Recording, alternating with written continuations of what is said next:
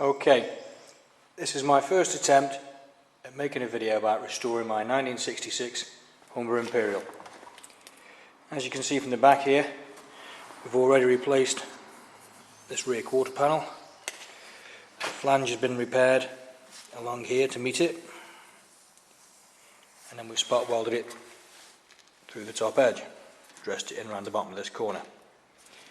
Working forward, we've already replaced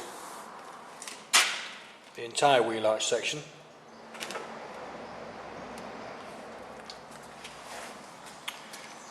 Moving forward from that,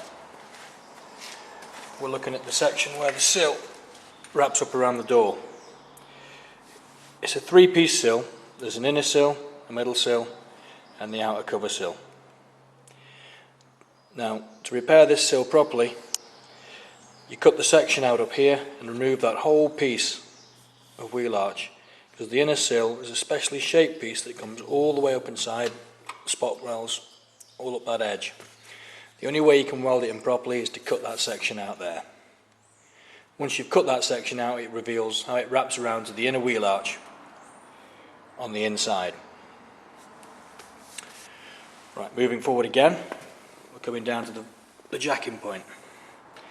As you can see here, I've incorporated a recess for the jacking point cover plug. I've seen some reproduction sills on the market. There's just a really nasty hole here, no recess at all.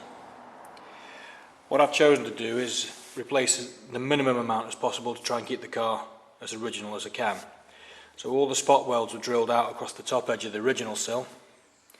It was split along this edge here, and a my new fabricated sill was spot welded to that edge. That'll be leaded in later, look like all one piece. Coming to the front corner, the A post here comes up to this dog leg, runs all the way down there. There's press-ins there for the covers on the recessed hinges, the check strap area and the lower hinge before it wraps around onto the top of the sill section. Again, there it's going to be leaded there, so you won't see that. I chose to replace that panel because, as I found out on a lot of these panels on this car, Humber didn't choose to paint the insides. So even though a Humber looks good from the outside, it's actually rotting from the inside out. There's no paint at all on any of these inner panels. I've chosen to replace that whole panel. Just inside here is the actual A post that carries the hinges. There's a bit of a gap between these two panels, and water, frost, whatever can get in there and rot these two panels from the inside out. The panel that was on here had done that from the inside out, so I chose to remake that panel. As you can see from the original hinge cover, the press-in that I've made, it's pretty close. That area there is flush. Moving forward again, we're going to be replacing the front wing. I'll show you in a minute how we make the inner wheel arch for the outer wheel arch to glue to.